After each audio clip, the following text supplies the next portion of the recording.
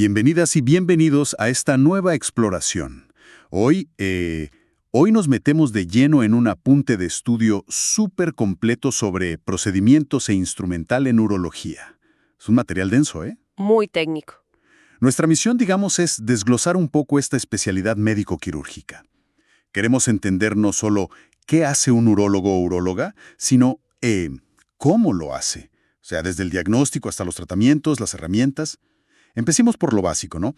¿Qué es exactamente la urología? Claro. Mira, la urología es esta rama fascinante, diría yo, que combina la parte clínica y la quirúrgica. Trata las enfermedades del aparato urinario, piensa en riñones, uréteres, vejiga, uretra y también el retroperitoneo. Esto en ambos sexos, ¿eh? Ah, importante eso. Sí, y además se ocupa del aparato genital masculino y, bueno, abarca todo, desde problemas congénitos en niños, cosas traumáticas, infecciones, problemas metabólicos, obstrucciones, hasta lo oncológico, sin límite de edad. O sea que no es solo la próstata, como a veces se piensa. Para nada, es mucho más amplio. Mencionaste las subespecialidades, y sí, las hay. A ver, Tienes la andrología, por ejemplo, que se enfoca en la salud sexual y reproductiva del hombre. La urolitiasis, que es todo el mundo de los cálculos, las piedras. La endourología, que es clave hoy en día, cirugía mínimamente invasiva. La oncología urológica, claro. Urodinamia, que estudia cómo funciona la vejiga, el tracto urinario bajo. Urología pediátrica, trasplante renal. muchísimas. Sí, e incluso han surgido áreas como la uroginecología, trabajando junto a ginecólogos, o la uroneurología, para problemas urinarios de origen neurológico. Impresionante, la verdad. ¡Qué amplio! Entonces, si pensamos en problemas más concretos, ¿qué tipo de cosas llevan a una persona a la consulta? Las razones son súper variadas, desde lo más común como problemas al orinar, ¿no? Que cueste empezar, que el chorro sea débil, el goteo al final, la urgencia, incontinencia, o lo contrario, la retención de orina. Claro. También, infecciones urinarias, sobre todo si se repiten mucho. Y por supuesto, los famosos cálculos, las piedras. La litiasis, que pueden dar un dolor terrible. El cólico nefrítico. Ese mismo. Ese es un clásico de la urgencia urológica. Pero también vemos tumores, claro, de riñón, vejiga, próstata, testículo. Entiendo. ¿Algo más? Sí. A veces llega gente con insuficiencia renal que resulta ser por una causa urológica, como una obstrucción, o hipertensión arterial que no se controla bien y el origen es renal o de las glándulas suprarrenales, o problemas como testículos no descendidos en niños, infertilidad en hombres, disfunción eréctil. Cubre un espectro enorme, de verdad. Y si lo vemos por órganos, la lista es larga. Riñones, suprarrenales, uréteres, vejiga, próstata, uretra y todos los genitales masculinos. Bueno, entremos a la consulta. Llega el paciente. ¿Cómo empieza la evaluación?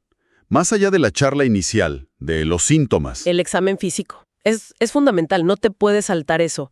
La inspección general, palpar el abdomen, buscando masas, dolor en las fosas lumbares, donde están los riñones. La percusión también. Lo clásico, digamos. Sí, pero hay algo muy, muy nuestro. Observar la micción directamente. Ver cómo orina el paciente. ¿Así? Tal cual. Tal cual. Te da una información valiosísima. Cómo es la fuerza del chorro, si se porta, si gotea al final, si se ve sangre, eso es hematuria, y en qué momento aparece esa sangre, al principio, al final o durante toda la micción. Por eso, tener un baño ahí mismo en la consulta no es un lujo, es una herramienta diagnóstica. Suena simple, pero imagino que muy revelador. ¿Alguna otra maniobra así específica del examen físico? Sí, por ejemplo, la transiluminación escrotal. ¿Transilú? ¿Qué? Transiluminación. Es sencillo. En un cuarto oscuro, pones una luz potente pegada al escroto.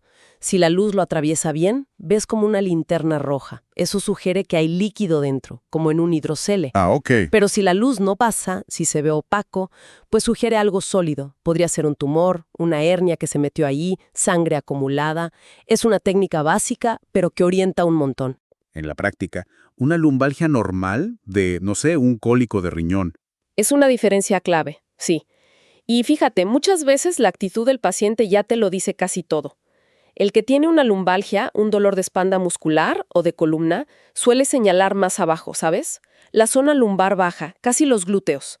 Y a menudo encuentra una postura que le alivia, se mueve con cuidado. Entiendo. Aunque te diga, me duelen los riñones, la zona que señala y cómo se comporta no cuadra del todo con el riñón anatómicamente. ¿Y el del cólico renal? Uf, esa es la antítesis. Llega desesperado, no para quieto, se mueve, se retuerce, busca una posición que no existe porque ninguna le alivia el dolor. La cara es de sufrimiento, de verdad. Y el dolor es muy típico. En el costado, la fosa lumbar, y baja hacia adelante, hacia la ingle, los genitales. Muy gráfico. Es un cuadro muy agitado. Muy diferente, por ejemplo, de una apendicitis, donde el paciente prefiere quedarse quieto, porque moverse le duele más. Así que sí, la observación inicial vale oro. Fascinante. La clínica pura y dura sigue siendo importantísima. Pero bueno, obviamente hacen falta pruebas más específicas. Y aquí entramos en un mundo de nombres un poco técnicos. Aclaremos algunos que suenan parecido, ¿te parece? Fundamental, sí. Porque se confunden fácil. Por ejemplo. Cistoscopía. Ajá. Eso es mirar dentro de la vejiga con una camarita. Uretrocistoscopía es mirar la uretra y la vejiga. Ok, pero cistostomía. Suena parecido, pero no es mirar. Es hacer un agujero en la vejiga, normalmente para poner un tubo, un drenaje. Ah, distinto. Totalmente. Y luego, nefrectomía es quitar el riñón, mientras que nefroscopía es mirar dentro del riñón, con un endoscopio especial. Y la confusión clásica, uréter versus uretra. Esa siempre cae. Ese es del libro, y es básico no confundirlas. El uréter es el tubito que baja la orina del riñón a la vejiga.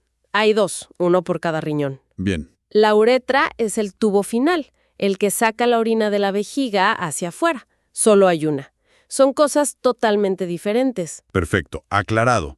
Entonces, más allá de estos términos básicos, ¿qué otros procedimientos diagnósticos específicos se usan en urología? Pues mira, hay varios niveles, desde cosas relativamente sencillas como la calibración uretral, que es básicamente medir qué tan ancha o estrecha está la uretra, o el sondaje vesical, poner una sonda para vaciar la vejiga o medir cuánta orina queda después de orinar, hasta la endoscopía más avanzada, ya no solo mirar la vejiga, sino subir por los ureteres con instrumentos flexibles o rígidos, eso es la ureteroscopía, o incluso entrar dentro del riñón, la nefroscopía. Y las biopsias, me imagino que para los tumores son cruciales.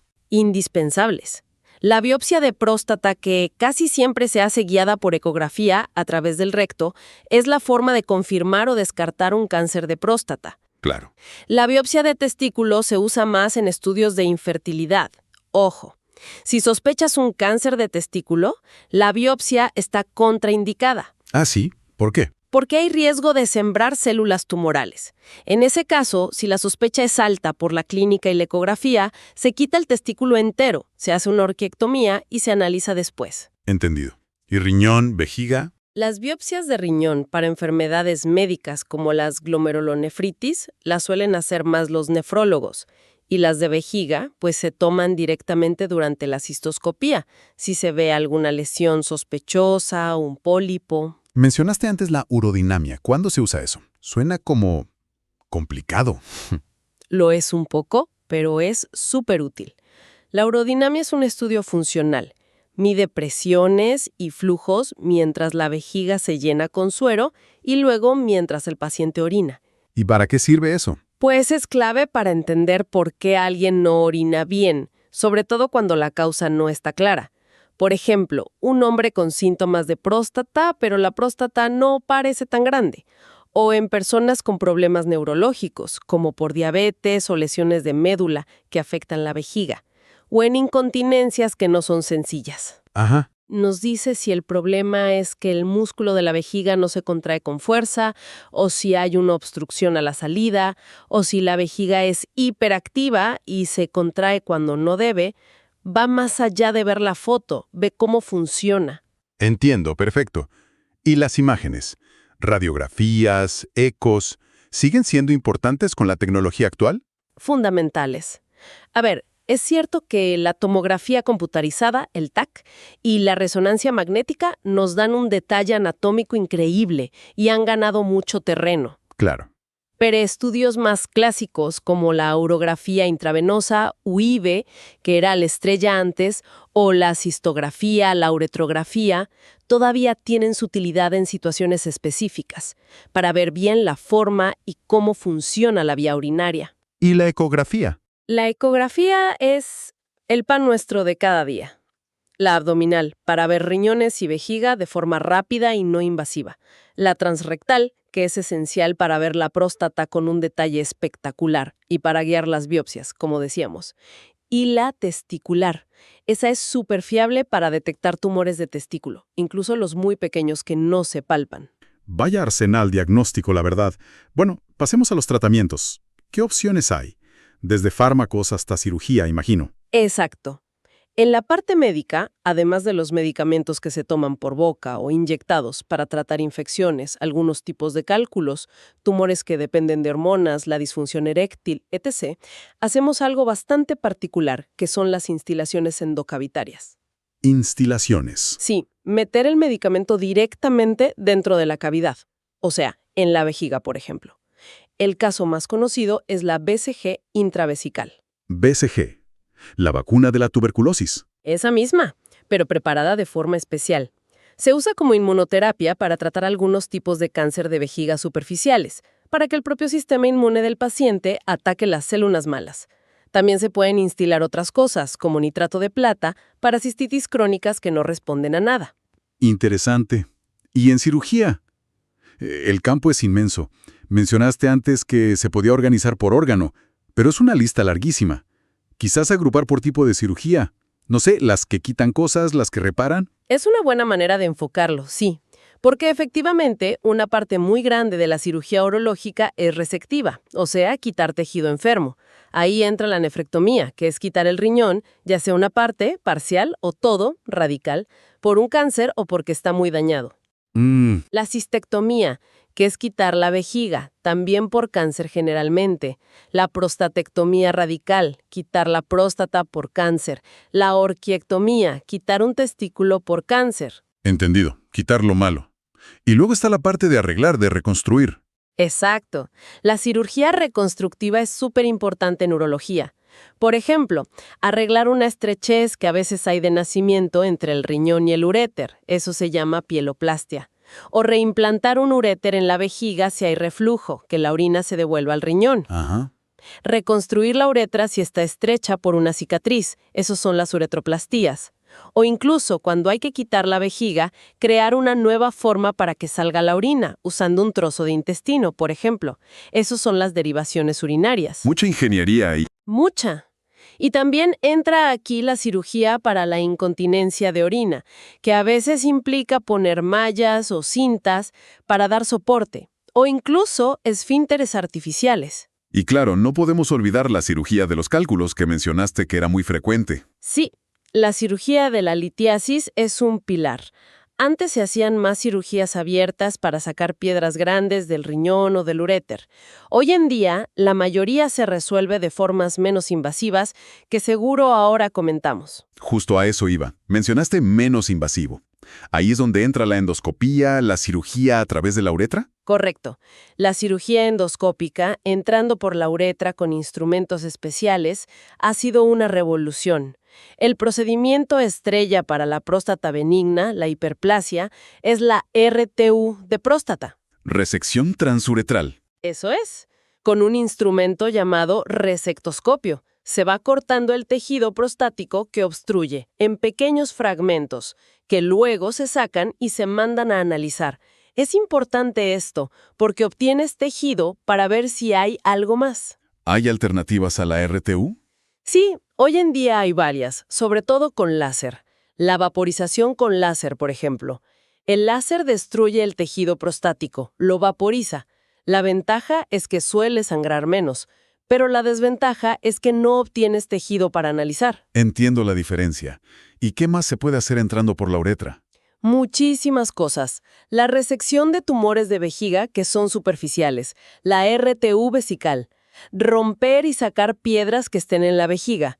Eso se llama litolapaxia. Cortar estrecheces de la uretra desde dentro, la uretrotomía interna. Ajá. Y algo importantísimo, manejar los cálculos que se quedan atascados en el uréter. Se sube un endoscopio muy finito, el ureteroscopio, por la uretra, la vejiga y hasta el uréter donde está la piedra. Y una vez ahí, Pues se puede romper la piedra, normalmente con una fibra de láser que se pasa por el ureteroscopio, y luego se sacan los fragmentos con una cestita muy pequeña. La más famosa es la canastilla de Dormia. O a veces, si la piedra es pequeña, se puede sacar entera con la cestita. parece que la tecnología es clave aquí. Además de la endoscopia, ¿qué otras técnicas especiales destacarías en urología? Hay varias importantes. El láser, que ya mencionamos, para próstata y para romper piedras dentro del cuerpo. Litotricia intracorpórea. Su uso, por cierto, requiere medidas de seguridad en quirófano, como gafas especiales para todo el personal. Bien. Luego está la ESW. Son las siglas en inglés de litotricia extracorpórea por ondas de choque. Es esa máquina que rompe las piedras desde fuera del cuerpo sin necesidad de cirugía, usando ondas de choque enfocadas en el cálculo. Así la he oído nombrar. Y cosas como el frío o el calor. También se usan, sí, la criocirugía, que es congelar el tejido para destruirlo, y la hipertermia, aplicar calor. Se pueden usar para tratar algunos tumores, sobre todo de próstata o renales pequeños, en pacientes seleccionados. Ok. Y no podemos olvidar la microcirugía. Es fundamental para cosas muy delicadas, como intentar revertir una vasectomía. Eso se llama vasovasostomía. Volver a unir los conductos deferentes usando un microscopio. ¿Qué precisión se necesita ahí? Muchísima. El éxito depende de varios factores, como cuánto tiempo ha pasado desde la vasectomía. Y por último, la laparoscopía y la robótica, que siempre llaman la atención. Sí, han sido otra gran revolución. Primero la laparoscopía, que es operar a través de pequeñas incisiones en el abdomen, metiendo una cámara, instrumentos largos y finos. Y luego, el paso más allá, la cirugía robótica. El sistema más conocido es el Da Vinci. El cirujano no está directamente sobre el paciente, sino en una consola y desde ahí maneja unos brazos robóticos que tienen los instrumentos dentro del paciente. Suena a ciencia ficción casi. Un poco, pero es una realidad y se usa muchísimo. Ofrece una visión tridimensional aumentada y una precisión de movimientos increíble. Permite hacer cirugías muy complejas, como quitar la próstata por cáncer, prostatectomía radical robótica, o quitar un tumor de riñón preservando el resto del órgano, nefrectomía parcial robótica, con menos invasión, menos sangrado y una recuperación generalmente más rápida para el paciente. Impresionante de verdad cómo ha avanzado todo. Bueno, para ir cerrando, hablemos un poco del instrumental más del día a día. Esas ondas, los catéteres, tienen unas medidas un poco raras, ¿no? Con unas letras. Sí, y es clave entenderlas para usarlas bien. Usamos principalmente dos escalas de calibre. La escala Charrier, que se abrevia CH, o también llamada francesa, que se abrevia FR. Es lo mismo. Che o FR. ¿Y para qué sirve? Se usa para los instrumentos flexibles o semirrígidos, como las ondas, los catéteres. Cada unidad de Charrier o French equivale a 1/3 de milímetro del diámetro externo del instrumento. A ver, un ejemplo. Una sonda 18 FR, que es un calibre muy común en adultos, mide 18 dividido entre 3, o sea, 6 milímetros de diámetro exterior. Ah, vale. 18 FR son 6 milímetros por fuera. Exacto. Y es importante elegir el calibre adecuado. Si pones una muy fina a un señor mayor con la próstata grande, igual no drena bien la orina. Si pones una muy gruesa a un niño, le puedes hacer daño. Lógico. ¿Y la otra escala? La escala Beniqué, que se abrevia BNG. Esta se usa más para instrumentos metálicos rígidos, como unos dilatadores que se usan para ensanchar la uretra. Aquí, cada unidad es 1/6 de milímetro. Pero la más usada en el día a día es la Charrier o francesa. Entendido. Y mencionaste en el apunte la diferencia entre sonda y bujía. ¿Cuál era? Fundamental. La sonda tiene un agujero por dentro, un canal, un lumen. Sirve para que pase algo a través de ella, orina hacia afuera o líquido hacia adentro. Ok. La bujía, en cambio, es maciza. No tiene canal. Su única función es dilatar, ensanchar un conducto estrecho como la uretra. Sonda tiene hueco, bujía no. Clarísimo. ¿Y cuáles son las sondas que más se usan en urología? Pues mira, la más simple es la Nelaton. Es recta, con la punta redondeada, se usa para sondajes que haces una vez y la quitas. Por ejemplo, para vaciar la vejiga puntualmente.